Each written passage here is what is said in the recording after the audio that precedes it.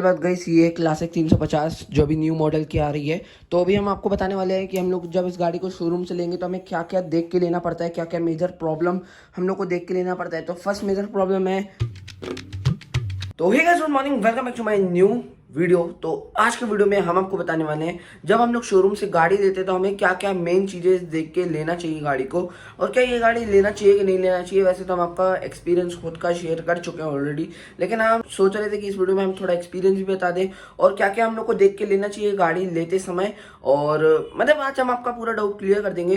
फिलहाल गाइस बहुत कमेंट आ रहे थे कि टाइगर लाइट को चेंज कराओ, टाइगर लाइट को चेंज कराओ। तो भाई टाइगर लाइट ब्लैक गाड़ी पे, और तुम लोग कह रहे थे रेड कलर की लगवाओ, तो भाई ब्लैक गाड़ी पे रेड कलर की टाइगर लाइट अच्छी नहीं लगेगी। हाँ, अगर फिर भी ऐसा है कि अगर थोड़े ज्यादा कमेंट आए तो मैं आपको दिखाने के लिए करवा सकता हूँ। तो इस वीडियो में हद से ज्यादा स्पैम कर देना tiger light tiger light tiger light change, तो हम नेक्स्ट वीडियो में टाइगर लाइट चेंज कराएंगे। तो चलो बिना किसी देरी के करते हैं वीडियो को। ये मेरी बुलेट क्लासिक 350। और तो सबसे पहले हम लोग को मेन चीज़ क्या देख के लेनी पड़ती है गाड़ी में। फिलहाल तो मेरा अभी साइलेंसर चेंज है। अगर आपका जो कंपनी वाला स्टॉक साइलेंसर रहेगा तो उसके नीचे यहाँ पे एक बार चेक कर लेना कि यहाँ पे कोई डेंट है तो नहीं है। अगर डेंट हो तो आप उनसे बोलना कि इसको चेंज कर दो साइलेंसर को, नहीं तो वो लोग क्या करेंगे, चेंज बिल्कुल नहीं करेंगे। आपको बहुत फोर्स करना है, भाई गाड़ी ले रहे हैं तो पैसा भी दे रहे हैं, तो आप लोग को ये चेंज कराना ही है। इधर पे नीचे कुछ कुछ डेंट लगे रहते हैं गाड़ी के, इधर साइलेंसर के नीचे, तो हम लोग को ध्यान से ये चेक करके लेना है। और उसके बाद साइलेंसर पे भी थोड़े बहुत स्क्रैचेस आ जाते हैं, जैसे अभी मेरा साइलेंसर तो चेंज है, इस पे भी स्क्रैचेस आ चुके हैं, ऐसे ही स्टॉक साइलेंसर में भी आते हैं। तो वो भी हम लोग को चेक करके साइलेंसर चेंज करा देना है, बिल्कुल चेंज ही करा देना है। पॉइंट गाइस, हम लोग को ना पूरी गाड़ी की लाइट एक बार अच्छे से चेक कर लेनी है, जो मैंने भी खुद करके ली थी गाड़ी। मतलब हम लोग को क्या करना है, गाड़ी को स्टार्ट करना है। जैसे ये देखो मेरा की भी प्रॉब्लम करता है कभी कभी घूमने में, तो ये देखो ओडोमीटर पूरा वर्क करना चाहिए, एबीएस होना चाहिए, सब होना चाहिए वर्क।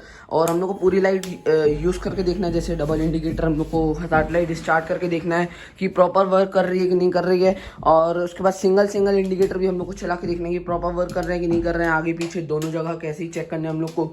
एक बार आप लोग गाड़ी स्टार्ट करके भी चेक कर लेना कि आगे की लाइट बिल्कुल परफेक्ट चल रही है कि नहीं चल रही, क्योंकि आगे की लाइट में भी कभी कभी दिक्कत आती है। तो एक बार ये भी चेक कर लेना। अगर आपको कोई दिक्कत आए, इसका टिपर भी ऊपर नीचे करना है एक बार, जैसे पता चल जाए कि कोई दिक्कत है कि नहीं है। तो टिपर ऐसे ऊपर नीचे होता है जिससे लाइट थोड़ा रिफ्लेक्ट करती है।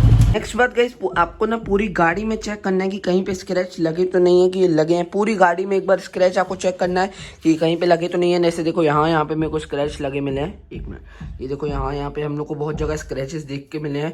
तो हम लोगों ने ना यहाँ से पोर्शन पूरा चेक नहीं किया था अच्छे से, तो हमें अब ये थोड़ा सा अच्छा नहीं लगता है कि स्क्रैचेस मिला है। अगर कुछ कुछ की गाड़ी में तो कैसे पूरे स्क्रैचेस रहते हैं, तो हम लोग को अच्छे से चेक करना है। अगर स्क्रैच लगा हो तो आपको मना कर देना कि मेरे को दूसरी गाड़ी दो, सीधी बात।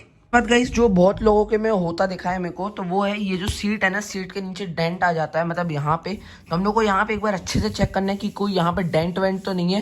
वैसे तो अभी मैंने इस पे लेमिनेशन करा के रखी है, वैसे इसमें यहाँ पे कुछ कुछ डेंट रहते हैं, तो हम लोग को अच्छे से चेक करना है कि यहाँ पे कोई डेंट लगा तो नहीं है। बात गाइस, हम लोग को क्या करना है, ये जो लेग गार्ड है ना, लेग गार्ड के यहाँ पे हम लोग को चेक करना है कि यहाँ पे कोई डेंट लगा तो नहीं है। वैसे मेरे में देखो यहाँ डेंट लगा हुआ था और मैंने इसको अच्छे से चेक नहीं किया, तो मेरे थोड़े से झंड हो चुकी है, क्योंकि मेरे को ये अच्छा नहीं लगता था, तो इसके चक्कर में मैंने लेमिनेशन करा दी इस पे। तो हम लोग को यहाँ पे चेक करना है कि यहाँ पे डेंट लगा तो हुआ है कि नहीं लगा हुआ है। इस बात गाइस, हम लोग को पूरी गाड़ी का ऑयल चेक कराना है कि ऑयल है कि नहीं है फुल गाड़ी में। तो सबसे पहले हम लोग का ब्रेक ऑयल रहता है, वो यहाँ से चेक होता है।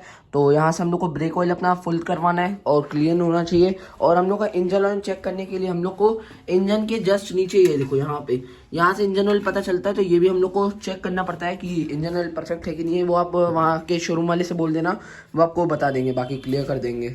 नेक्स्ट सबसे बड़ी दिक्कत, अगर आपको फ्यूचर में कभी गाड़ी में कोई दिक्कत नहीं चाहिए, वैसे मेरे को जो आ रही है दिक्कत, अगर वो आपको नहीं चाहिए तो एक बार आप ये पेट्रोल वाला हिस्सा खुलवा के, ये देखो अभी यहाँ अंदर पानी जा रहा है ना, ये क्लीन करा लेना। ये देखो यहाँ पे एक छेद दिया गया है, इसको क्लीन करा लेना, नहीं तो आपके भी यहाँ से अंदर पानी जाएगा और इंजन में थोड़ा दिक्कत करेगा। फिलहाल गाइस अभी तक मैं शोरूम नहीं जा पाया हूँ, क्योंकि सेकंड सर्विस जब होगी मैं अब डायरेक्ट तभी जाऊँगा, तो इसको तभी मैंने क्लीन नहीं कराया है। इस बात गाइस, हम लोग को पूरी गाड़ी के एयर चेक करने के, मतलब हवा भरी है कि नहीं भरी है चक्के में, क्योंकि हवा कम रहती है ना तो गाड़ी चलाने में थोड़ा मज़ा कम आता है। आगे पीछे दोनों जगह चेक कर लेना है कि हवा फुल भरी है कि नहीं भरी है, और शोरूम वाले से ही हवा भरवाना, क्योंकि ये ट्यूबलेस अलॉय व्हील है, तो शोरूम की गैस भरवाना तो वो थोड़ा ज़्यादा अच्छा रहेगा। बस गाइस, एक बार आप लोग ना शॉकअप भी चेक करा लेना कि शॉकअप सही से हो रहे हैं कि नहीं हो रहे, नहीं तो क्या रहता है कि इधर से थोड़ा क्रंच क्रंच वाली आवाज़ आती है। तो एक बार हम लोग को शॉकअप भी चेक करवाना पड़ेगा, आगे पीछे का दोनों जगह के एक बार चेक करा लेना शॉकअप भी। बस गाइस हम लोग को मीटर का ये जो ट्रिपर रहता है ना, इसको भी अच्छे से चेक कर लेना है कि ये प्रॉपर वर्क कर रहा है कि नहीं कर रहा है। इसका एक ऐप आता है तो उसका वीडियो ना आप मेरा चेक कर लेना चैनल पे जाके। इसको मैंने प्रॉपर कनेक्ट करके दिखाया है, तो आप उसको एक बार वीडियो चेक कर लेना जाके।